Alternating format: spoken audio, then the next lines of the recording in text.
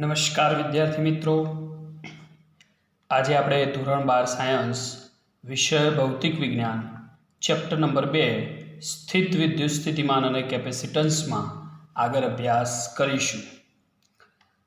જેમ જેમ સમય જાય છે એમાં લોકડાઉનના ટાઈમમાં આપણે વધુને વધુ અભ્યાસને સઘન બનાવતા જઈએ છીએ. વિદ્યાર્થી મિત્રો, હજુ પણ કેટલાક મિત્રોએ આપણી ચેનલ સબસ્ક્રાઈબ ન કરી હોય તો એ ચેનલને સબસ્ક્રાઈબ કરી લેજો, જેથી આવા તમને અવનવા વિડીયો મળતા રહે અને તમે સરસ રીતે અભ્યાસ કરતા રહો. તો આજે વિદ્યાર્થી મિત્રો આપણે વિદ્યુત સ્થિતિમાનની અંદર સ્થિતિ ઉર્જા વિશે ભણ્યા, વિદ્યુત સ્થિતિમાન વિશે ભણ્યા, એકલ બિંદુવત વિદ્યુતભાર વિશે વિદ્યુત સ્થિતિમાન વિશે માહિતી જોઈ. ત્યાર પછી ડાયપોલ માટેની વિદ્યુત સ્થિતિમાનની માહિતી જોઈ અને હવે આપણે સમસ્થિતિમાન પૃષ્ઠ એટલે શું, જુદા જુદા સમસ્થિતિમાન પૃષ્ઠ સમજાવો, આ પ્રશ્ન વિશેની ચર્ચા કરવાના છીએ. તો પહેલો પ્રશ્ન, સમસ્થિતિમાન પૃષ્ઠ એટલે શું, એટલે એની વ્યાખ્યા આપવાની છે. સમસ્થિતિમાન પૃષ્ઠ એટલે શું? તો એવું કહી શકાય, એક સરખું વિદ્યુત સ્થિતિમાન ધરાવતા બિંદુઓમાંથી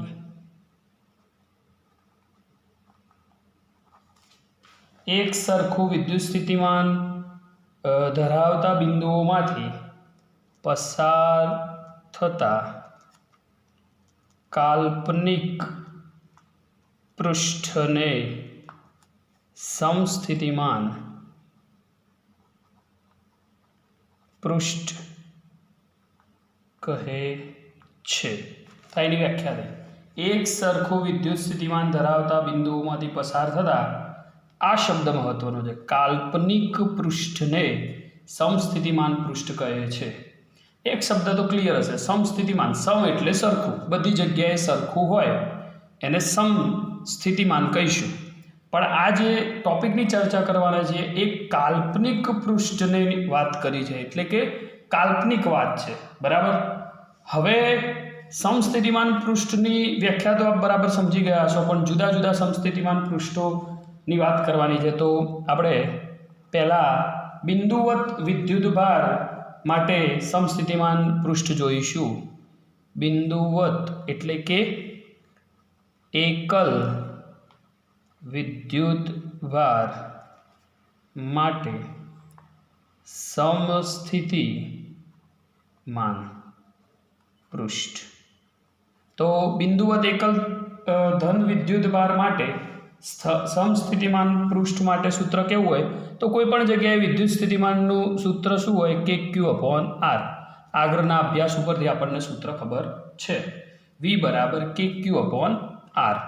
એમાં Q વિદ્યુતભાર છે એટલે એકલ વિદ્યુતભાર હતો એટલા માટે Q. R એ Qથી અંતર દર્શાવે છે, Qથી કેટલું અંતર હશે, અને K એ કુલમનો અચળાંક છે. કોનો અચળાંક છે? કુલમનો.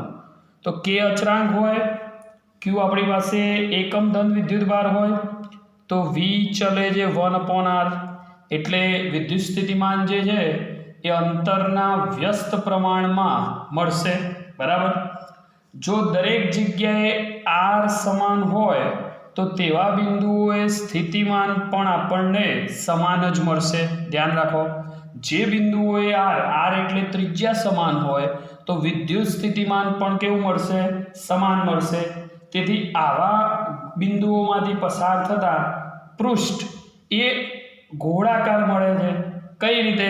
તો આપણે એક ગોળાકાર લઈએ, ધારો કે અહીંયા એક પ્લસ વિદ્યુતભાર લઈ લો, +Q.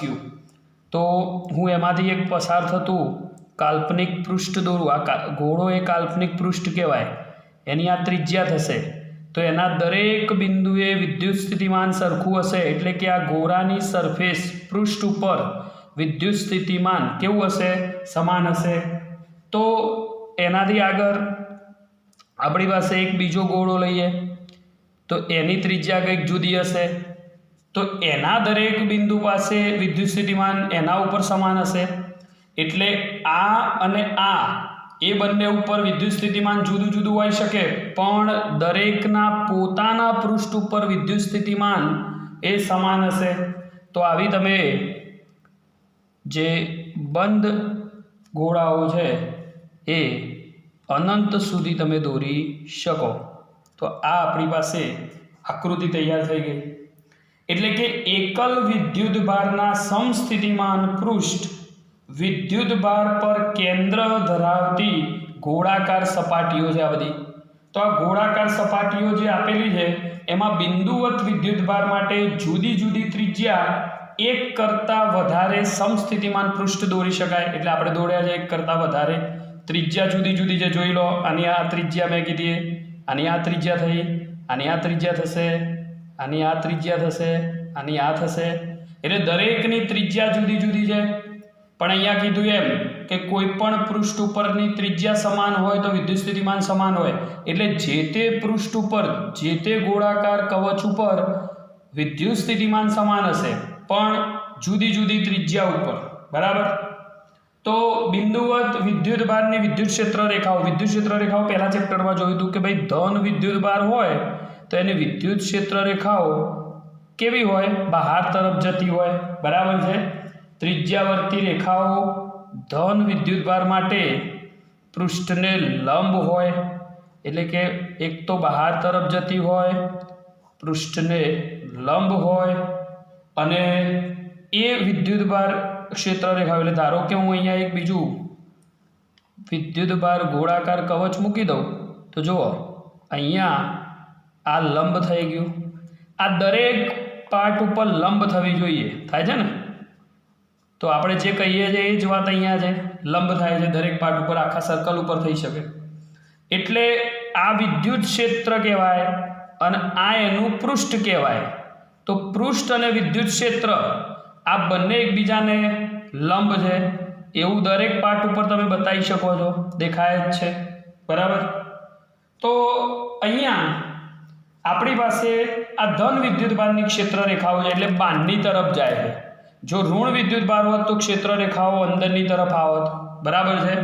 તો વિદ્યુત ક્ષેત્ર રેખાઓ જે આપણે ભણ્યા હતા એના ઉપરથી જ અહીંયા સમસ્થિતિમાન પૃષ્ઠ માટે પણ કહી શકાય.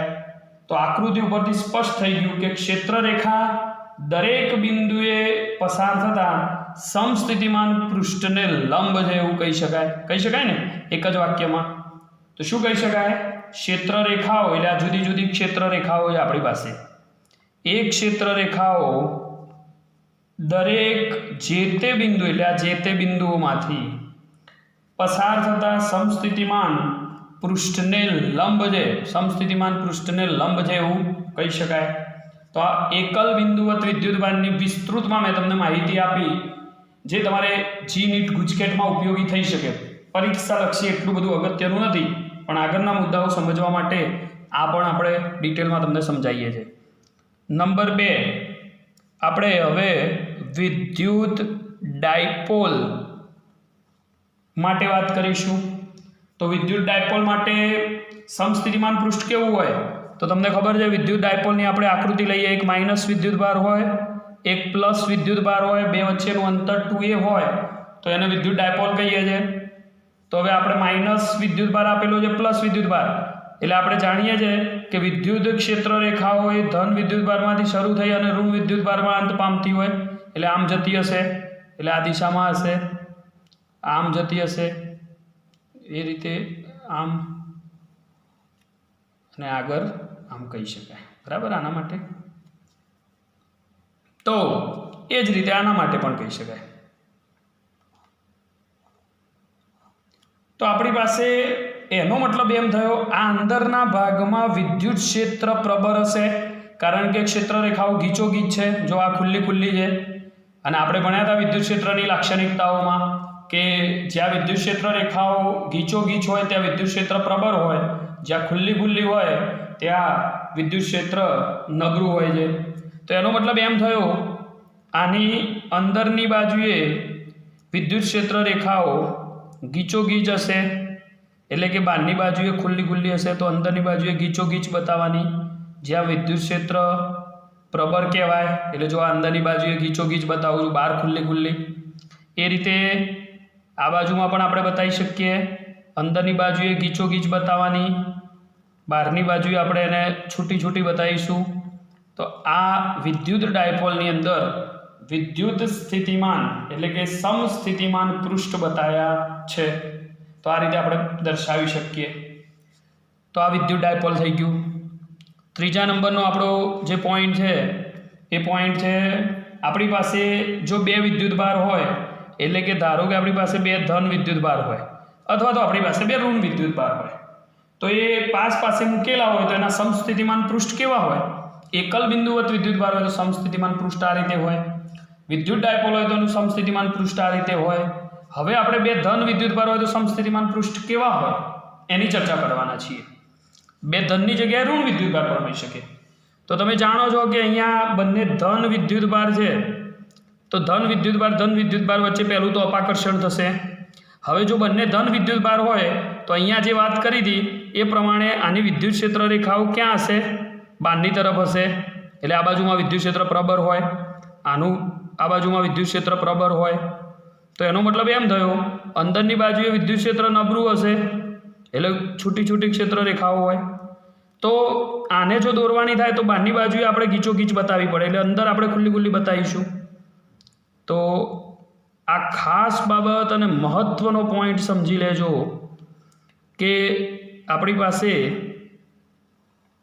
બહારની બાજુએ ગીચોગીચ બતાવવાની, અંદર ખુલ્લી ખુલ્લી બતાવવાની છે, છૂટી છૂટી. આના કરતાં ઉલટી વસ્તુ. તો એ રીતે અહીંયા અંદરની બાજુએ આપણી પાસે છૂટી છૂટી બતાવીશું, બહારની બાજુએ ક્ષેત્ર રેખાઓ ગીચોગીચ હશે, અંદર ખુલ્લી ખુલ્લી બતાવીશું. તો આ રીતે આપણને બે ધન વિદ્યુતભાર હોય તો સમસ્થિતિમાન પૃષ્ઠ આ રીતે મળે, અને એ જ રીતે બે ઋણ વિદ્યુતભાર હોય તો પણ સમસ્થિતિમાન પૃષ્ઠ આ રીતે મળે. અને ચોથા નંબરનો અને છેલ્લો પોઈન્ટ આમાં કે આપણી પાસે ધારો કે વિદ્યુત ક્ષેત્ર E એ એક્સ અક્ષની દિશામાં હોય, એટલે કે વિદ્યુત ક્ષેત્ર રેખાઓ એક્સ અક્ષની દિશામાં હોય અને બધી સમાન વિદ્યુત ક્ષેત્ર રેખાઓ હોય. તો વિદ્યુત ક્ષેત્ર રેખાઓ એક્સ અક્ષની દિશામાં આપણે એના સમસ્થિતિમાન પૃષ્ઠ લઈશું, આ વિદ્યુત ક્ષેત્ર, બરાબર. અને સમસ્થિતિમાન પૃષ્ઠ હંમેશા અહીંયા કીધું હતું એ પ્રમાણે વિદ્યુત ક્ષેત્ર રેખાઓને સમસ્થિતિમાન પૃષ્ઠ હંમેશા કેવા હોય? યાદ કરો કેવા હશે? લંબ હશે. કેવા હશે? લંબ હશે. તો સમસ્થિતિમાન પૃષ્ઠ એ હંમેશા એને લંબ હશે. તો જો ક્ષેત્ર રેખાઓ એને સમસ્થિતિમાન પૃષ્ઠ આ રીતે બને છે, બરાબર, એટલે લંબ થશે. તો એવા જ આપણે ઘણા બધા પૃષ્ઠ બતાવી શકીએ. તો આ આપણો ચોથા નંબરનો પોઈન્ટ થઈ ગયો. જો એક્સ અક્ષને વિદ્યુત ક્ષેત્ર રેખાઓ હોય તો સમસ્થિતિમાન પૃષ્ઠો લંબ હોય, એટલે કે એક્સ અક્ષને લંબ હશે, એટલે આ પૃષ્ઠ વાયઝેડ સમતલને સમાંતર હશે. યાદ રાખવાનું, વાયઝેડ સમતલને સમાંતર સમતલો હશે, એટલે વાયઝેડના સમતલ જે છે સમાંતર હશે, એક્સ અક્ષ લંબ હશે. બરાબર છે. તો હું માનું છું વિદ્યાર્થી મિત્રો તમને ક્લિયર ખબર પડી ગઈ હશે. તો આ સમસ્થિતિમાન પૃષ્ઠની વ્યાખ્યા આપણે આપી. દરેક જગ્યાએ વિદ્યુત સ્થિતિમાન સરખું હોય. એકલ વિદ્યુતભાર માટે વિદ્યુત ડાયપોલ વિશે બે ધન હોય અથવા બે ઋણ હોય, અને એક્સ અક્ષની દિશામાં સમસ્થિતિમાન પૃષ્ઠ કેવા હોય. અને અહીંયા મેં કીધું એમ દરેક બિંદુએ વિદ્યુત સ્થિતિમાન સમાન હોય પણ ત્રિજ્યા પ્રમાણે બદલાતું જાય. એટલે આપણી પાસે કોઈ પૃષ્ઠ આપ્યું હોય તો એના ઉપર વિદ્યુત સ્થિતિમાન સમાન હોય ત્યારે આ રીતે લખી શકાય. આના જ થિયરીની અંદર એક આપણો નાનકડો પોઈન્ટ તમારે સમજવાનો છે, એ છે કોઈ પણ બિંદુમાંથી પસાર થતું સમસ્થિતિમાન પૃષ્ઠ એ તે બિંદુએ ક્ષેત્રને લંબ છે એવું સાબિત કરો. નાનકડો પ્રશ્ન છે, રેફરન્સની અંદરથી મળી જશે. કોઈ પણ બિંદુમાંથી પસાર થતું સમસ્થિતિમાન પૃષ્ઠ એ વિદ્યુત ક્ષેત્રને લંબ છે. તો લખીએ કે ભાઈ જો વિદ્યુત ક્ષેત્ર સમસ્થિતિમાનને લંબ ન હોય, જો લંબ ન હોય તો વિદ્યુત ક્ષેત્રનો પૃષ્ઠ સમાંતર અશૂન્ય ઘટક હોત. એટલે કે જો પૃષ્ઠને લંબ ન હોય, ધારો કે લંબ ન હોય એનો મતલબ આ વાત થઈ, એટલે કે આ ઘટક લેવા પડશે. લંબ ના હોય તો અક્ષ ઉપર cos થીટા લેવો પડે, અહીંયા કયો ઘટક લેવો પડે? sin theta. જો આપણી પાસે આ લંબ ન હોય તો એ અશૂન્ય થાય, કારણ કે ત્યાં આપણને વિદ્યુત ક્ષેત્ર રેખાઓ કંઈક ના કંઈક મળશે. તો આપણી પાસે આ એક પોઈન્ટ સમજીએ. જો અશૂન્ય ઘટક હોય તો એકમ પરીક્ષણ વિદ્યુતભાર એટલે કે આપણી પાસે Q એ વિદ્યુત ક્ષેત્રના ઘટકની વિરુદ્ધમાં કાર્ય કરશે. તો એ આપણી પાસે એને જ્યારે ગતિ કરાવશે એટલે કાર્ય વિરુદ્ધ દિશામાં કરવું પડશે. વિરુદ્ધ દિશામાં ક્યારે કરવું પડે? જો વિદ્યુત ક્ષેત્ર હોય તો. કાર્ય વિરુદ્ધ દિશામાં ક્યારે કરાવવું પડે? વિદ્યુત ક્ષેત્ર હોય તો. પરંતુ આ સમસ્થિતિમાન વ્યાખ્યાની વિરુદ્ધ વાત થઈ ગઈ, કારણ કે સમસ્થિતિમાનની વ્યાખ્યા તો શું હતી? દરેક બિંદુએ વિદ્યુત સ્થિતિમાન સરખું હોય અને પૃષ્ઠને કેવું હોય? લંબ હોય. તો આપણી પાસે સમસ્થિતિમાન પૃષ્ઠ પર કોઈપણ બે બિંદુ વચ્ચે વિદ્યુત સ્થિતિમાનનો તફાવત ડેલ્ટા V એ શૂન્ય હોય છે. આ પોઈન્ટ ખૂબ મહત્વનો છે, ધ્યાન રાખી લેજો. સમસ્થિતિમાન પૃષ્ઠ એટલે એના કોઈપણ બે પોઈન્ટ વચ્ચે વિદ્યુત સ્થિતિમાનનો તફાવત કેવો હોય? શૂન્ય હોય છે. એટલે શૂન્ય હોય તો આપણે શું લખી શકીએ? ડેલ્ટા V બરાબર 0. તો આપણી પાસે એક સૂત્ર છે, કાર્ય W બરાબર Q ડેલ્ટા V. હવે જો ડેલ્ટા V 0 હોય તો આની કિંમત Q સાથે 0 ગુણાકાર કરો તો કાર્ય પણ કેવું મળી જાય? 0. તો સીધી વસ્તુ થઈ ગઈ કે કાર્ય પણ કેવું હશે? 0. બરાબર ધ્યાન રાખજો પોઈન્ટની અંદર કે આપણી પાસે લંબ ન હોય તો સમાંતર ઘટક અશૂન્ય હોય, પણ આપણી સમસ્થિતિમાનની વ્યાખ્યાની વિરુદ્ધમાં વાત ચાલે છે. એટલે આપણી પાસે ડેલ્ટા V બરાબર 0 લઈએ, એના દરેક બિંદુ પાસે વિદ્યુત સ્થિતિમાનનો તફાવત શૂન્ય હોય. તો હવે વિદ્યુત ક્ષેત્ર વાળો પોઈન્ટ સમજવા માટે આપણે થોડીક ગાણિતિક કેલ્ક્યુલેશન સમજીએ કે વિદ્યુત ક્ષેત્ર E એ અને dl જેટલું સ્થાનાંતર થાય તો થતું કાર્ય W બરાબર E ઇન્ટુ dl. આપણી પાસે સૂત્ર છે જ, તો ડોટ કાઢી નાખીએ તો E dl કયો ઘટક લખીશું? cos theta. કાર્ય તો અહીંયા કહી દીધું છે, કેવું જવાનું છે? 0. તો અહીંયા E ઇન્ટુ dl ગુણાકારમાંથી cos થીટાની આ બાજુમાં જાય તો ભાગાકારમાં જશે, તો 0 ભાગ્યા E ઇન્ટુ dl બરાબર cos થીટા. તો cos થીટા બરાબર 0 ભાગ્યા કોઈ પણ સંખ્યા, શું જવાબ આવે? 0. તો થીટા બરાબર cos ઇન્વર્સ 0, અને cos ઇન્વર્સ 0 એટલે થીટા π/2 અથવા 90 હોય. તો આ તો ક્લિયર વાત થઈ ગઈ કે આપણી પાસે જે સમસ્થિતિમાન છે એ વિદ્યુત ક્ષેત્રને લંબ છે, કારણ કે 90 આવ્યો જવાબ આપણો. cos ઇન્વર્સ 0 ખાસ ધ્યાન રાખી લેજો, કારણ કે cos થીટા cos 0 એટલે 90 થાય, એટલે આપણે અહીંયા કિંમત મૂકી દીધી. બરાબર. તો cos 0 એટલે 1 થશે, એટલે અહીંયા કિંમત મૂકીએ તો આપણને 90 જવાબ મળે છે cos ઇન્વર્સ કરીએ ત્યારે. બરાબર.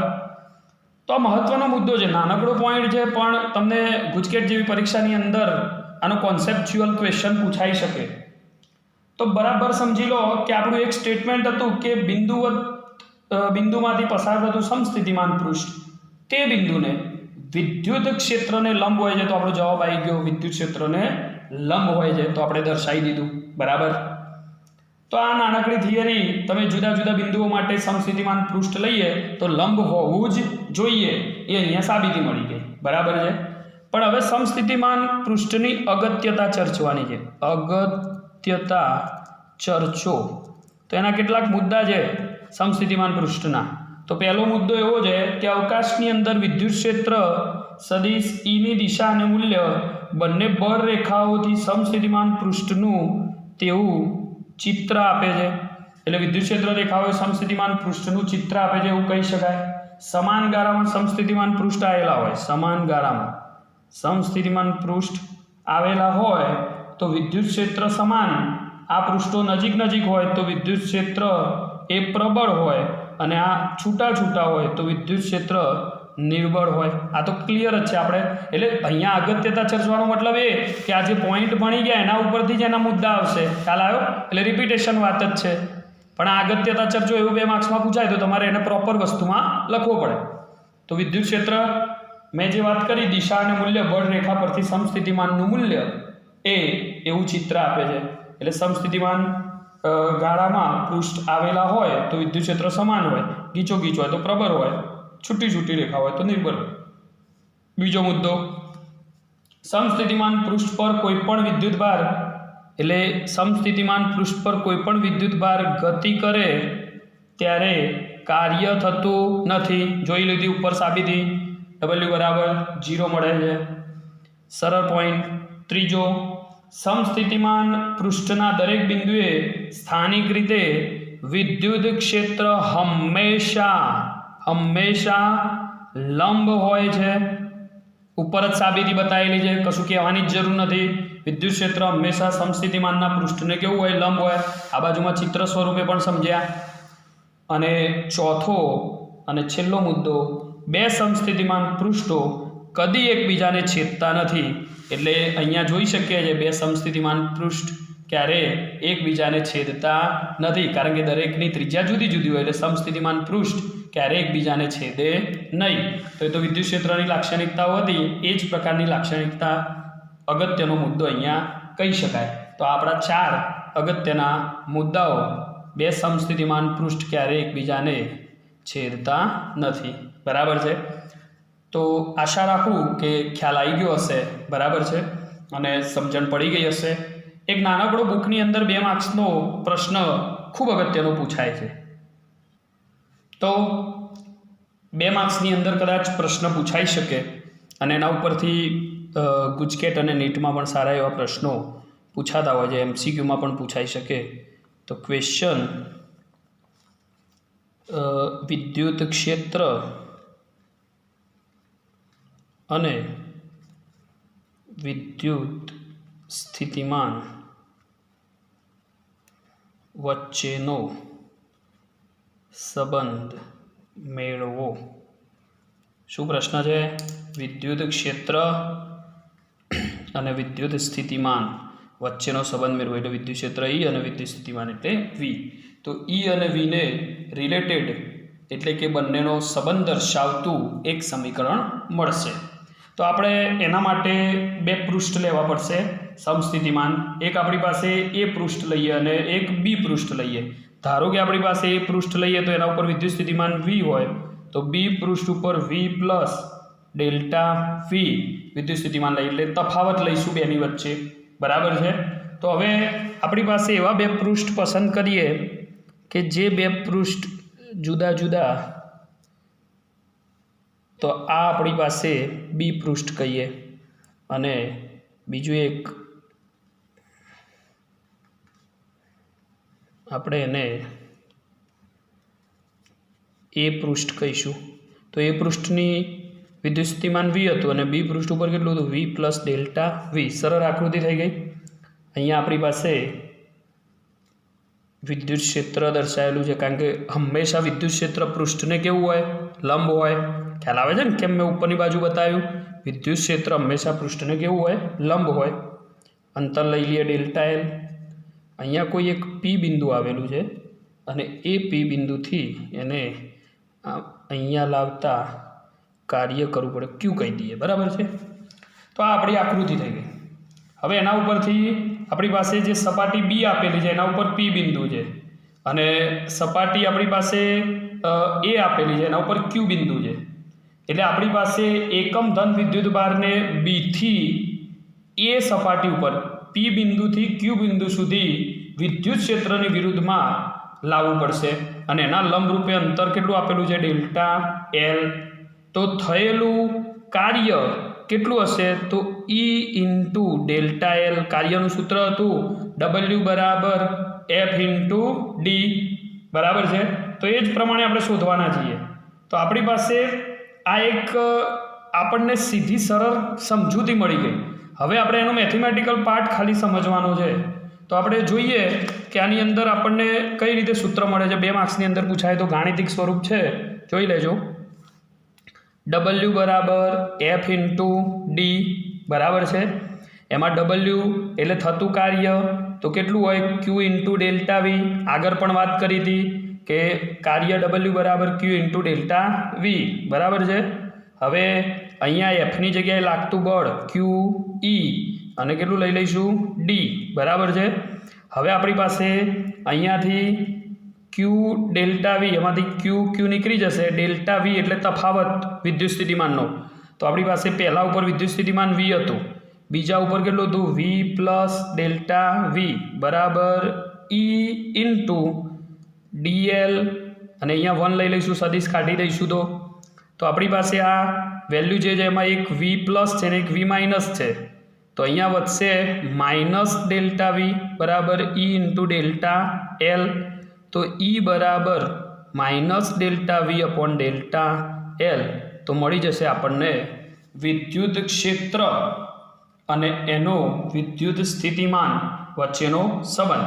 જો આને મૂલ્યમાં લઈ લઈએ તો જવાબ કેવો મળી જશે? ધન મળી જશે. બરાબર છે. અને આના ઉપરથી જો આપણે આંશિક ના લઈએ, નાનો સૂક્ષ્મ તફાવત ના લઈએ, તો સૂત્ર કોમન લખવું હોય તો ઈ બરાબર ઉપર છે વી અને અંતરના સંદર્ભમાં એલ પણ લખી શકાય અને ડી પણ લખી શકાય. તો આ એક મહત્વનું સૂત્ર મળી ગયું, ઈ બરાબર વી ભાગ્યા ડી. ઈ બરાબર વી ભાગ્યા ડી.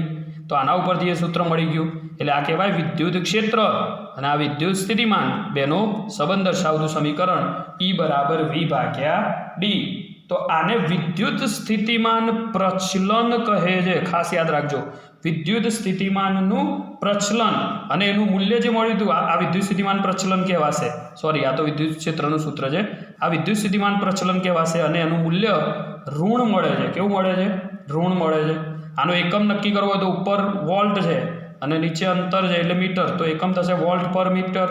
તો વિદ્યુત ક્ષેત્રનો એકમ ઓલરેડી ન્યૂટન પર કુલમ તો હતો જ, અને બીજો એ વખતે પણ કીધો હતો વોલ્ટ પર મીટર, તો એ જ એકમ અહીંયા થાય વોલ્ટ પર મીટર. સંબંધ જે સૂત્ર સ્વરૂપે છે એના ઉપરથી એકમ નક્કી કર્યો. તો આમાંથી બે મહત્વના મુદ્દા નીકળે છે. એક, જે દિશામાં અંતર સાથે વિદ્યુત સ્થિતિમાનનું સૌથી ઝડપી ઘટક, એટલે કે અહીંયાથી વિદ્યુત સ્થિતિમાન આમ શોધવાનું હોય તો જો જુદી જુદી દિશાઓમાં, એટલે કે વિદ્યુત સ્થિતિમાન અહીંયા આટલું અંતર કાપવું પડશે. કોઈ પોઈન્ટને બિંદુને ગતિ કરવા માટે આટલું અંતર કાપવું પડશે, જ્યારે અહીંયા આટલા આવશે. એટલે મુદ્દો એવો છે, જે દિશામાં અંતર સાથે સ્થિતિમાનનો સૌથી ઝડપી ઘટાડો થતો હોય એ દિશામાં વિદ્યુત ક્ષેત્ર હોય. એટલે જો આપણું વિદ્યુત ક્ષેત્ર અહીંયા છે તો આ અંતર વધુ જાય એટલે એ બાજુમાં વિદ્યુત ક્ષેત્ર ન હોય. ક્યાં હોય? અહીંયા હોય. ઝડપથી જ્યાં પહોંચી શકે ત્યાં હોય. એટલે સ્થિતિમાનનો ઝડપથી ઘટાડો થતો હોય, આ નેગેટિવ એટલે ઘટાડો થાય છે.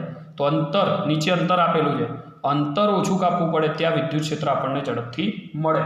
અને બીજો મુદ્દો, વિદ્યુત ક્ષેત્રનું મૂલ્ય એ તે બિંદુ પાસે સમસ્થિતિમાનને લંબ દિશામાં એકમ સ્થાનાંતર દીઠ સ્થિતિમાનના ફેરફાર જેટલું મળે છે. તો બીજા નંબરનો મુદ્દો છે, એનું મૂલ્ય સમસ્થિતિમાન પૃષ્ઠને લંબ દિશામાં એકમ સ્થાનાંતર દીઠ એના ફેરફાર જેટલું મળે છે. તો આપણી મહત્વની 2 માર્ક્સની થિયરી થઈ, જેને તમે ગાણિતિક સ્વરૂપે આકૃતિ દોરી વર્ણન કરીને લખી શકો. આકૃતિ દોરવાની, વર્ણન લખવાનું, મેથેમેટિકલ સ્ટેપ, એનો એકમ અને છેલ્લું સૂત્ર અને 2 અગત્યના મુદ્દા. તો અપેક્ષા છે કે થિયરીમાં તમને વ્યવસ્થિત ખબર પડી ગઈ હશે. આ જે પણ ચેપ્ટર ચાલે છે આગળ આપણે વિદ્યુત ભારોના તંત્રની સ્થિતિ ઉર્જા વિશે ભણીશું. ખૂબ અગત્યનો પોઈન્ટ, પરીક્ષાલક્ષી. વિદ્યાર્થી મિત્રો, આગળ ભણતા જજો, રિવાઇન્ડ કરતા જજો, અને કોઈ ડાઉટ્સ હોય તો મને કમેન્ટ બોક્સમાં તો પર્સનલી જે મારો નંબર તમારી પાસે છે એ રીતે મને પૂછતા જજો. આપણી ચેનલને એક વખતે રિપીટ કરું છું, સબસ્ક્રાઈબ કરવાનું ભૂલતા નહીં, જેથી હું જ્યારે પણ વિડીયો અપલોડ કરું તરત તમને મળી જાય. આભાર.